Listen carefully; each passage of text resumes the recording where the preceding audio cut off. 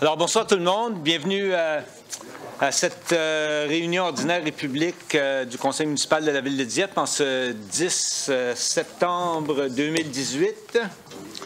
Alors, pour notre mot d'ouverture, chers collègues, ayons la sérénité d'accepter les choses que nous ne pouvons changer, le courage de changer les choses que l'on peut et la sagesse de connaître la différence. Alors, encore une fois, bienvenue à tous. J'ai une petite annonce à faire. Dialogue Nouveau-Brunswick avec le soutien de la Ville de Dieppe tiendra à 17 h le 19 septembre prochain une séance d'information sur les rouages de notre démocratie et des élections. Le politicologue Gabriel Arsenault de l'Université de Moncton sera ici pour introduire les participants à notre système politique et répondre à leurs questionnements. Il y aura également un dialogue entre plusieurs invités pour discuter de façon apolitique des enjeux actuels dans la province. Dialogue NB with the support of the... Dialogue NB avec l'appui de la vieille tiendra à 17 h le 19 septembre une présentation à la démocratie et notre système électoral. Oui, il y a plusieurs politologues. Gabriel Arsenault viendra de l'Université de Moncton et pour présenter les participants dans notre système politique, pour répondre à nos questions. Il y aura aussi un dialogue entre différents invités pour discuter d'une façon non politique les sujets importants, chauds de la province. On a un quorum, oui. Déclaration de conflit d'intérêt de la part des membres du Conseil. Aucun conflit d'intérêt. Alors, on va procéder à l'adoption de l'ordre du jour. Mais avant de procéder avec l'adoption de l'ordre du jour, ce faisant, on veut ajouter un item qui sera l'item 6.1 qui vous a été circulé tout à l'heure. Alors, ça prendra... premièrement, on va adopter l'ordre du jour, puis ensuite, on fera une résolution pour adopter l'ajout. Alors, pour la proposition pour adoption de l'ordre du jour par le conseiller Cormier, appuyé par le conseiller Leblanc, sur la question. Aucune question. Ceux qui sont en faveur de l'adoption de l'ordre du jour, signifiez-le par un oui. De l'avis contraire, par un non.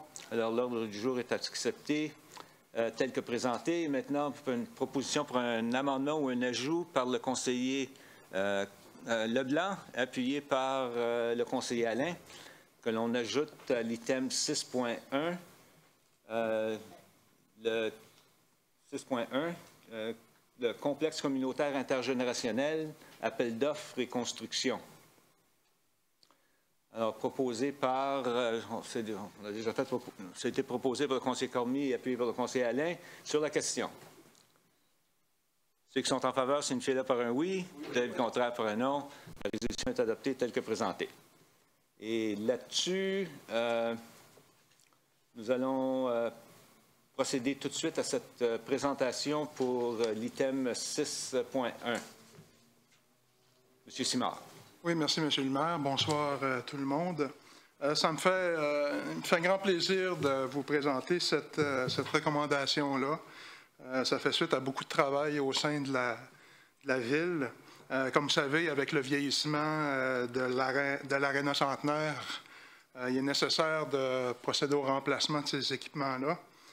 Alors, conformément aux lois en vigueur, la ville a procédé à un appel d'offres pour un complexe communautaire intergénérationnel incluant entre autres une serre, une piste d'entraînement intérieur et 2 glaces. Nous avons reçu 3 propositions qui ont été analysées par un comité de sélection. Et ce soir, on vous recommande d'adjuger le marché visant la construction du complexe communautaire intergénérationnel au soumissionnaire qui a eu la meilleure note parmi les 3, soit Pomerleau, au coût de 30 590 000 $ plus TVH et de procéder à un transfert budgétaire de 250 000 $. Je veux ajouter 3 choses importantes à souligner. Première chose, il faut savoir que en plus de la construction, évidemment, On va devoir entrer du mobilier dans ce centre-là. Et c'est donc dire qu'il va y avoir d'autres coûts, tels que le panneau indicateur, le mobilier, le système audio. Donc, le grand coût total de ce projet-là va être de 31 650 000 $. Autre élément qui est important de souligner, c'est que cette somme-là ne sera pas payée uniquement par DIEP, va être partagée, c'est important de le souligner. Donc, le projet va être financé en partie par le gouvernement provincial au montant d'environ 7 250 000 $, par le gouvernement fédéral au montant de 9 575 632 $, par la Ville de Dieppe.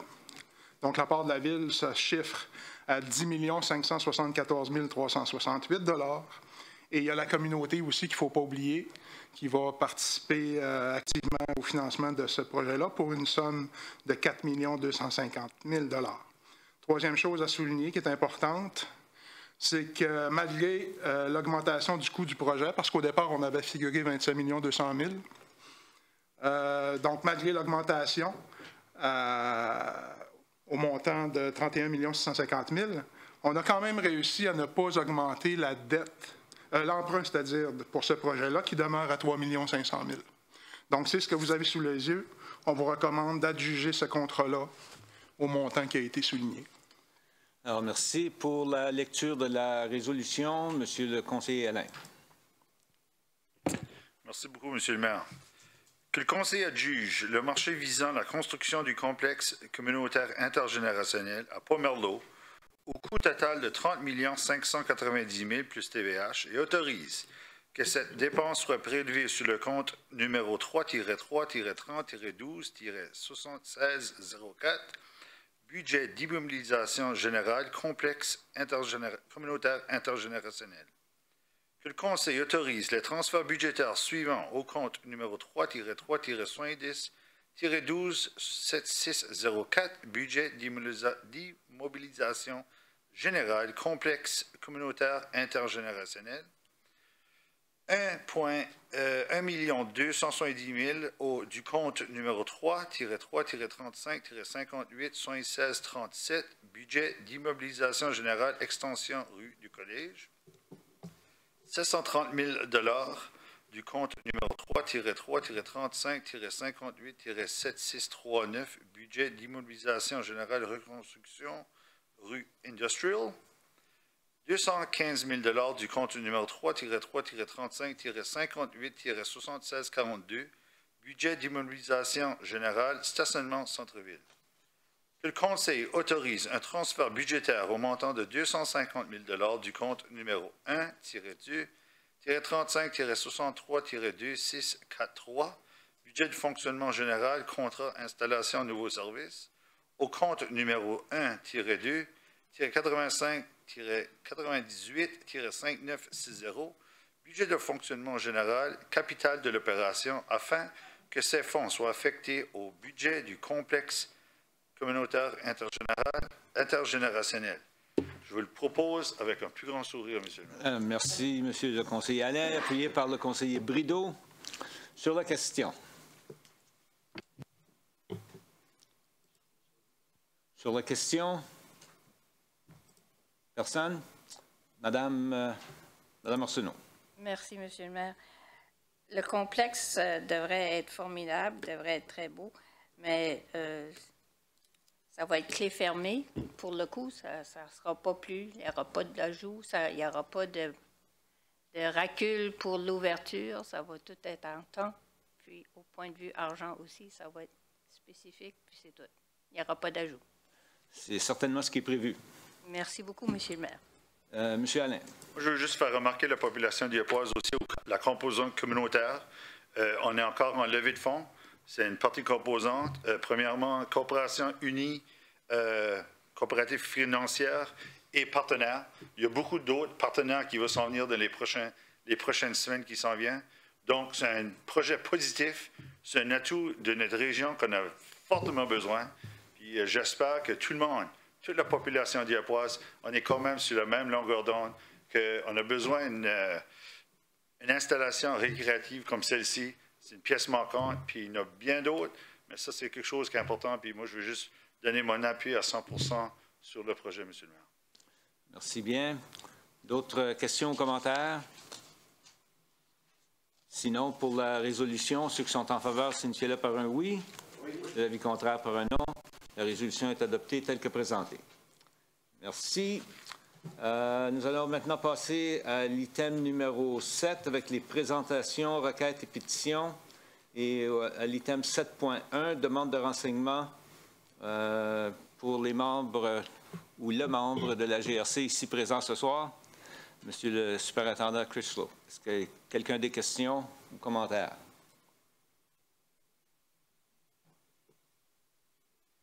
Non? Alors, Monsieur Critchlow, est-ce que vous avez quelque chose pour nous? Oh, excusez-moi, Monsieur Godette. On a pris du temps à s'allumer. Excuse-moi.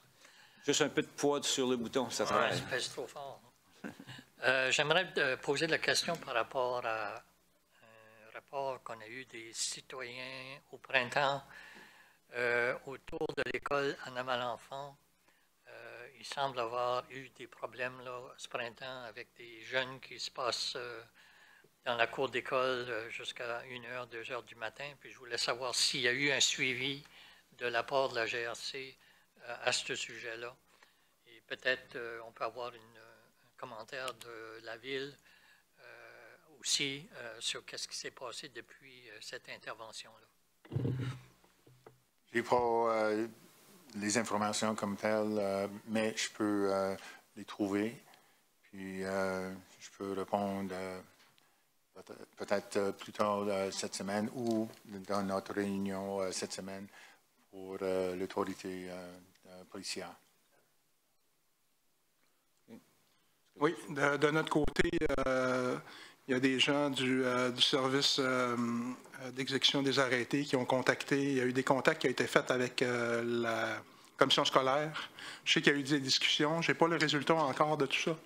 Je crois qu'il y avait d'autres intervenants aussi, mais je vais valider ça, puis je vais vous revenir avec une réponse claire par rapport à ça. Mais je sais qu'il y a eu des discussions. Ça.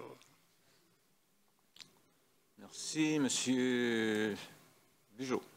Oui, merci, M. le maire. Juste pour ajouter, on a placé à l'intérieur de ces contacts-là avec le district scolaire, on a placé qu'est-ce qu'on appelle des Jersey barriers, des sections de béton pour interdire l'accès d'un côté de l'école. Puis, je pense qu'on a eu des résultats positifs. Puis, on discute encore avec le district scolaire pour continuer de voir une solution à plus long terme. Okay. Merci. Alors, on attendra les résultats progressifs. On sait que c'est avec l'école qui a repris aussi, ça a peut-être ralenti les choses avec le retour à l'école. OK. Merci. S'il n'y a rien d'autre, comme toujours, Monsieur le superintendant, si vous êtes bienvenu à rester avec nous, mais merci. Toujours un plaisir de vous avoir parmi nous. Alors, maintenant, item numéro 8, questions du public. Pas de questions? Alors, adoption des procès-verbaux à 9.1 de la réunion ordinaire du Conseil tenue le 13 août dernier. Proposition par le conseiller Cormier, appuyé par le conseiller Godette, qu'on adopte l'ordre du jour, excusez-moi plutôt, le procès-verbal de la réunion du 13 août. Sur la question. Aucune question. Alors, ceux qui sont en faveur de la résolution, signifiez-le par un oui. L'avis contraire par un non. Alors, la résolution est adoptée telle que présentée. Je dois dire que le conseiller Alain s'excuse pour le reste de la réunion parce que pour des besoins de travail. Et c'est pour ça qu'on avait avancé l'autre résolution un peu plus tôt. Alors, l'item 10, motion, mémorandum et nomination pour 10.1, performance organisationnelle, 10.1.1, transport adapté. Révision au niveau des services. Monsieur Simard. Oui, comme vous l'avez dit, révision des services. Donc, la Ville offre un service de transport adapté, comme vous le savez, qui est subventionné aux personnes handicapées de la Ville, qui ne peuvent pas prendre le transport en commun. Donc, avec le vieillissement, entre autres, là, de la population, les coûts de ce service-là augmentent de façon très importante. Et on croit ici à la Ville qu'il y a lieu d'entreprendre une démarche de révision de ce service-là. C'est important de souligner qu'il n'est pas question d'y mettre fin, c'est pas ça qu'on veut, mais on veut plutôt trouver des solutions possibles et on vous demande d'accepter que cette démarche-là soit entamée. OK. Alors, pour la lecture de la résolution, M. Leblanc. Merci, M. le maire. Que le Conseil accepte d'entamer une démarche visant la révision du niveau de service du programme de subvention du transport adapté. Je vous le propose, M. le maire. Proposé par le conseiller Leblanc, appuyé par la conseillère Arsenault sur la question.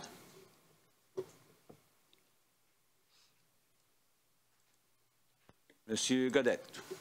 Merci, M. le maire. Est-ce qu'on pourrait savoir en quoi cette révision consiste? Est-ce qu'il y a eu une augmentation sensible de l'utilisation du service ou c'est plutôt le coût d'opération qui augmente? Monsieur Richard, bonsoir. Bonsoir. Bien, comme le greffier adjoint, M. Stéphane Simard l'a mentionné, on a l'augmentation des coûts, évidemment, qui est un facteur, mais il y a également l'augmentation de la demande parce qu'on a le vieillissement de la population.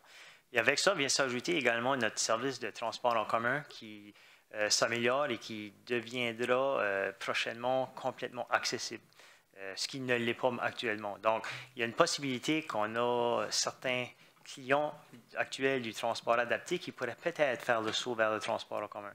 Donc, c'est toute cette dynamique-là qui nous amène à dire le moment est propice à faire une révision avec les clients, avec les parties prenantes comme les foyers de soins et des choses comme ça, pour justement regarder qu'est-ce qui est le meilleur scénario pour tenter d'être meilleur service pour que tout le monde puisse bénéficier. Donc, il y a des décisions à prendre dans le futur. Donc, avant d'arriver au Conseil et de vous faire une recommandation, on veut s'assurer qu'on peut bien communiquer les défis et tenter d'essayer de trouver des solutions à même les parties prenantes avant de vous apporter des recommandations. Donc, c'est pour ça qu'on voulait, avant d'entamer ces discussions-là, avoir un OK du Conseil, un mandat du Conseil, pour pas que vous appreniez par des clients et des choses comme ça qu'on est en train de faire une révision puis on est en train de regarder sérieusement au système actuel. Merci, monsieur. Je présume que toute nouvelle, tout changement va être amené au conseil municipal, évidemment. Tout à fait. Merci. Autre question de la part des membres du conseil? Sinon, ceux qui sont en faveur de la résolution signifient par un oui. Oui. L'avis contraire par un non. La résolution est adoptée telle que présentée. 10.1.2, immigration, partenariat avec Expansion Dieppe. Monsieur Simard. Oui.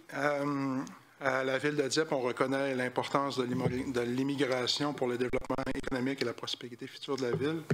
Donc, le Conseil de la Ville s'est joint au partenariat local en immigration, le PLI. Et dans cet organisme-là, afin d'y faire progresser les intérêts de tous, il a été convenu de désigner une ressource additionnelle, c'est-à-dire qui serait responsable du dossier de l'immigration pour la région. Donc, la possibilité de confier ce mandat-là au CAFI a été étudiée, mais on recommande de le confier à Expansion Dieppe, entre autres parce que ça donne l'opportunité de recevoir des subventions du ministère de l'Éducation postsecondaire, de la formation et du travail, et qu'évidemment, l'immigration, c'est un élément clé du développement économique. Donc, l'agent de la stratégie d'immigration, dans ce cas-là, relèvera du directeur général d'Expansion Dieppe. Il va travailler en collaboration avec les municipalités de la région, avec les organismes et avec la Ville. Donc, il vous est demandé d'accepter la demande de financement d'Expansion Dieppe de 75 000 par an pour 3 ans. Pour la lecture de la résolution, Mme Arsenault. Merci, M. le maire. Que le Conseil accepte la demande de financement d'Expansion Dieppe visant la mise en place de la stratégie d'immigration à Dieppe au montant annuel maximal de 75 000 pour les 3 prochaines années à compter de janvier 2019 et autorise que cette dépense soit prélevée sur le compte numéro 1-2-55-73-2807, budget de fonctionnement général, Expansion Dieppe, immigration. Que le Conseil abroge la directive adoptée le 14 mai 2018 au sujet d'une entente de service provisoire entre la Ville de Dieppe et le Centre d'accueil et d'accompagnement francophone des immigrants du sud-est du Nouveau-Brunswick. Je le propose, Monsieur le maire. Proposé par Mme Arsenault, appuyé par le conseiller Godette sur la question. Aucune question. Alors, ceux qui sont en faveur de la résolution, signifiez-le par un oui. L'avis contraire par un non. La résolution est adoptée telle que présentée. 10.2, planification et développement. 10.2.1, M. Simard. Oui, essentiellement, ce point-là, c'est une procédure qui est strictement administrative. C'est qu'il y a l'arrêté Z841 qui est modifié par plusieurs amendements. Et puis, ça devient un peu difficile de s'y retrouver. Fait qu'on vous présente une résolution ce soir qui va nous permettre de diminuer le nombre de documents et qui va nous permettre de travailler plus efficacement à l'interne. Si vous voulez plus de détails, évidemment, M. Frenette peut vous fournir ça. Pour la lecture de la résolution en premier lieu, M. Brideau. Monsieur le maire, que le Conseil abroge les résolutions suivantes. Résolution adoptée le 13 juin 2016 intitulée « Acceptation, recommandation du CCU, modification de conditions. Arrêté de zonage Z-8-41. Le NI numéro 7061-1108, Sobeys Capital Incorporé et résolution adoptée le 13 août 2018 intitulée « Acceptation, recommandation du CCU, amendement de conditions. Le NI numéro 70611108, rue Yvonne, boulevard Dieppe, Sobeys Capital Incorporé et adopte ce qui suit.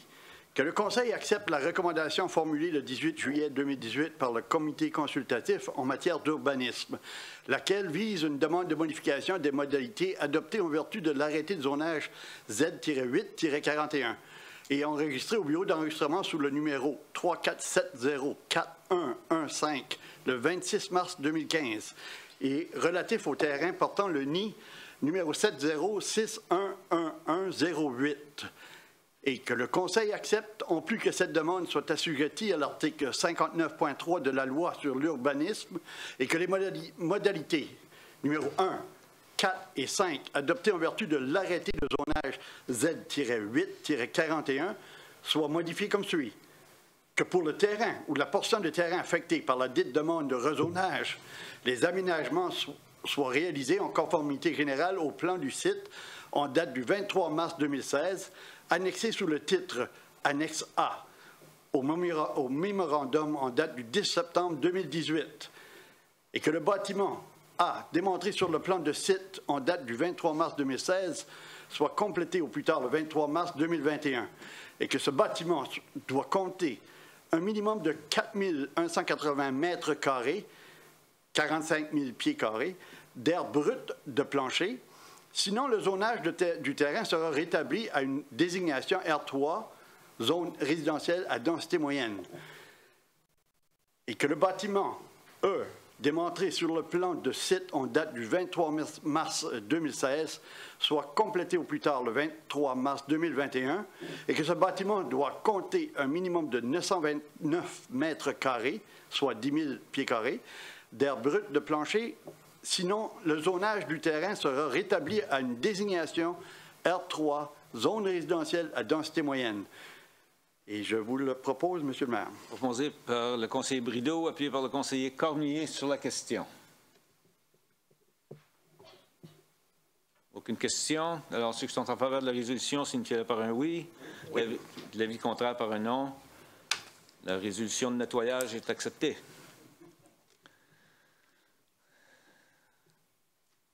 Maintenant, 10.2.2.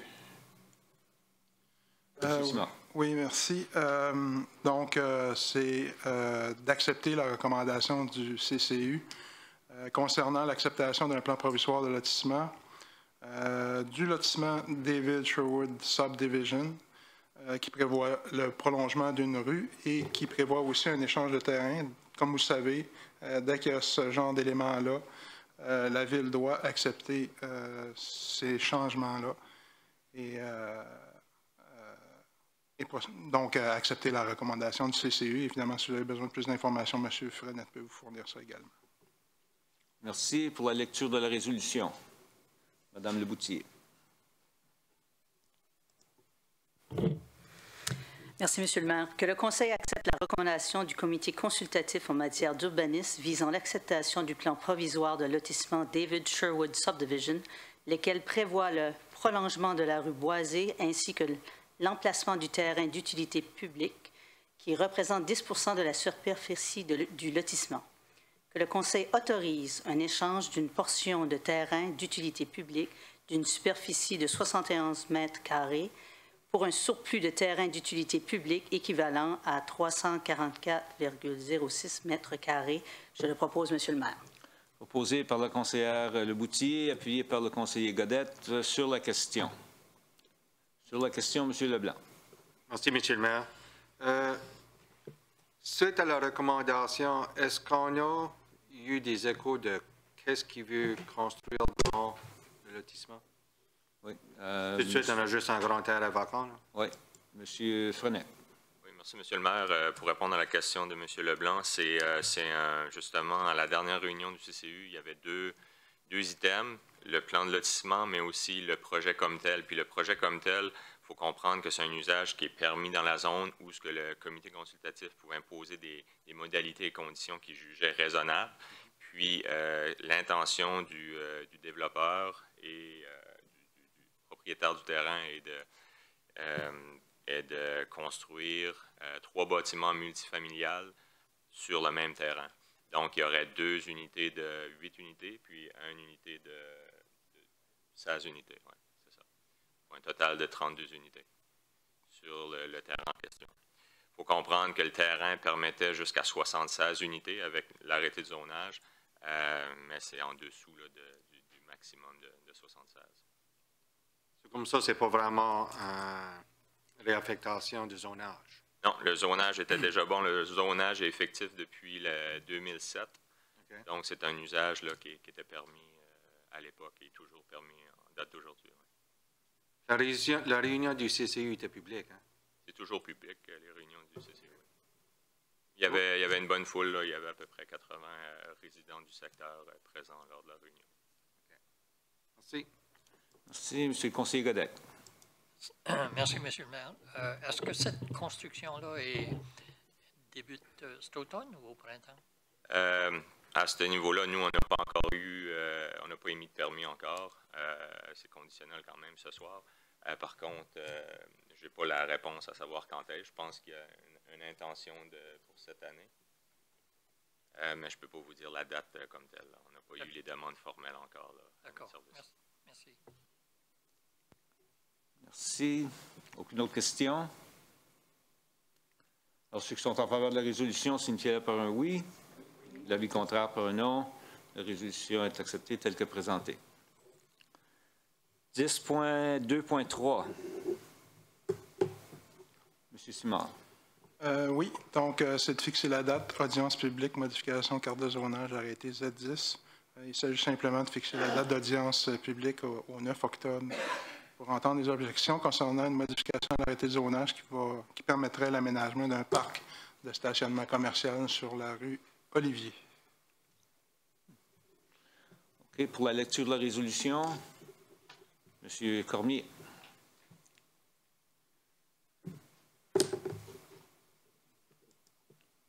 Ça s'en vient. Merci, M. le maire. Que le Conseil fixe une audience publique le 9 octobre 2018 à 19 h à l'Hôtel de Ville de Dieppe, en vue d'entendre les objections relativement à une modification proposée à la carte de zonage en vertu de l'arrêté de zonage Z-10 2017 concernant les terrains portant sur les NID 00669440 et 00928143 et situé sur la rue Olivier, ainsi qu'à une modification proposée aux exigences de conception des aires de stationnement afin de permettre l'aménagement d'un parc de stationnement commercial sur les 10 terrains et que le Conseil demande l'avis écrit du comité consultatif en matière d'urbanisme et prolonge le délai prévu en vertu de l'article 110, parenthèse 3 de la loi sur l'urbanisme jusqu'au 13 novembre 2018 et je le propose. Proposé par le conseiller Cormier, appuyé par la conseillère Arsenault sur la question. Aucune question. Alors, ceux qui sont en faveur de la résolution signifient par un oui. L'avis contraire par un non. La résolution est adoptée telle que présentée. Demande de renseignement, excusez-moi. Avis de motion, arrêté municipal, il n'y a aucun item à l'agenda. Avis de motion de la part des membres du Conseil. Aucun. Et numéro 13, demande de renseignement et annonce des membres du Conseil, en débutant avec le conseiller Godette. Merci, M. le maire. Juste un commentaire par rapport à cette fin de semaine. C'est le départ de la campagne Centraide pour cette année.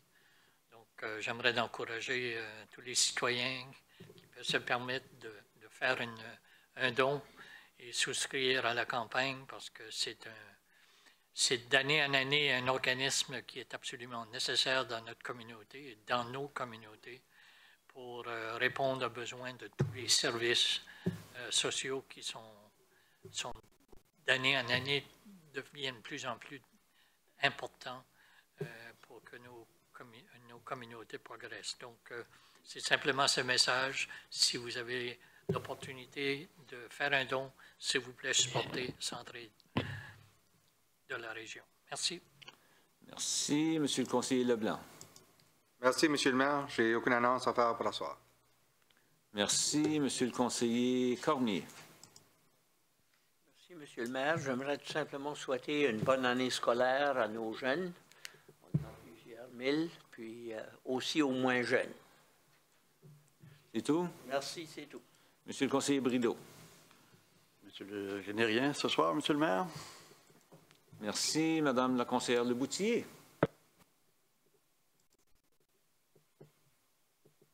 Je ne touche plus. OK, je touche plus.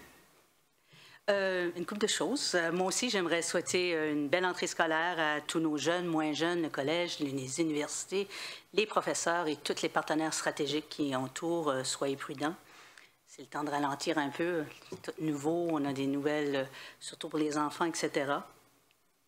L'autre point que j'aimerais amener pour les citoyens de Dieppe, c'est que, comme vous avez vu, notre transom de sortie et rentrée à Dieppe est fermé. Hein? Je pense que c'est bon de suivre les consignes, de regarder. Sur le site aussi de Dieppe, on a l'information à date qui se réfère directement à la province parce que ce n'est pas de juridiction de la ville, c'est des juridictions provinciales. Fait que c'est pas mal eux qui dictent les travaux. J'aimerais inviter ce dimanche, le 16 septembre prochain, on aura à Dieppe la commémoration de la bataille de Bretagne à notre parc J. Laurie-Cormier, qui sera à 1h30 en après-midi. Puis c'est, comme vous savez, c'est des gens qui ont fait des grands sacrifices et il faut montrer notre support. Ce serait vraiment bien de ce côté-là.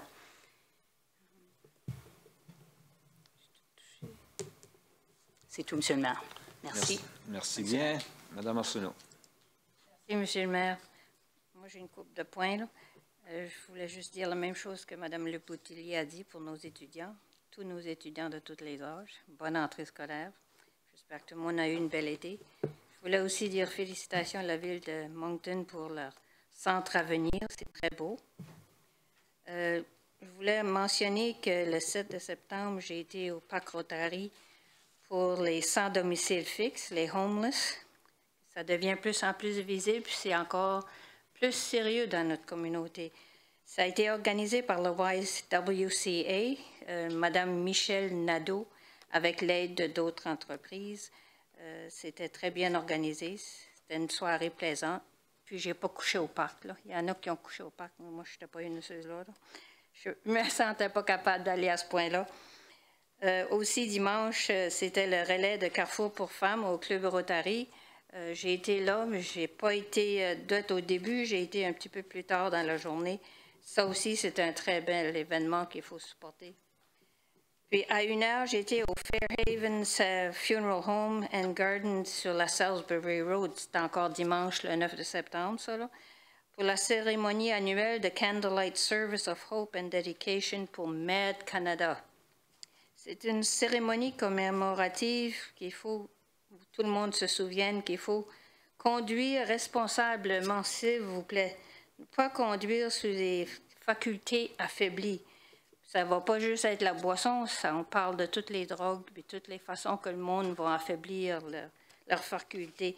Donc, drive responsibly and conduire de façon responsable, il ne faut pas conduire en état d'ébriété. Remarquez que l'asphalte où ce que les jeunes jouent, ils ont fait quelque chose de vraiment beau. J'ai aimé le petit Volkswagen qu'ils ont mis comme patch en dessous de la Monkey Bars. Puis le petit train qui est là aussi, c'est pour faire le raccommodage du plancher. J'ai trouvé que c'était super. Puis j'ai aussi aimé l'asphaltage qu'on a en avant de la ville de Dieppe. Puis je vous promets que je ne pourrai pas embarquer par-dessus ce curb-là qui est là. C'est un petit peu trop haut pour que mon automobile passe par-dessus. Je vous remercie beaucoup. J'apprécie tous les beaux moments que j'ai à passer comme conseillère ici à Dieppe. Merci. Merci, Mme Arsenault. Moi, juste pour terminer ce soir, encore une fois, je pense qu'on vient de vivre un moment assez excitant pour notre communauté avec la résolution qui a été passée concernant la construction du centre intergénérationnel. Il n'y a aucun doute que c'est un événement important pour notre communauté et qui va continuer à grandir. On le sait, il y a toutes sortes de potentiels autour du terrain qui reste aussi autour de cet espace-là. On a quand même un total de 22 acres de terre sur ce terrain-là. Notre site événementiel va en prendre à peu près peut-être un 5, 6, 7 acres de terre. Notre centre intergénérationnel, incluant le stationnement, probablement autour de 11 acres de terre au total. Alors, il reste encore un peu d'espace, puis on continue à travailler, à voir comment on peut trouver quelque chose d'autre à s'ajouter autour du centre intergénérationnel pour faire continuer le développement communautaire chez nous ici à Dieppe. Je veux remercier tous les employés qui ont été impliqués dans ce projet-là, particulièrement et spécifiquement Jason, pour tout le travail que tu as mis là fort. Je sais que ce n'est pas un dossier facile. Je sais que tu as eu aussi beaucoup de collaborateurs, mais quand même, c'est toi qui as porté le fardeau. Puis c'est pas fini, il y a encore d'autres étapes à continuer. Mais je voulais juste prendre le temps pour te remercier personnellement, puis au nom du conseil municipal, puis au nom de la communauté. On espère bien de voir tout ce beau travail. Je ne sais pas si j'aurai encore les jambes pour donner une couple de coups de patin sur cette patinoire-là en 2020, mais on essaiera de s'y rendre, tout au moins. Alors, encore une fois, bonne fin de soirée à tous. Merci.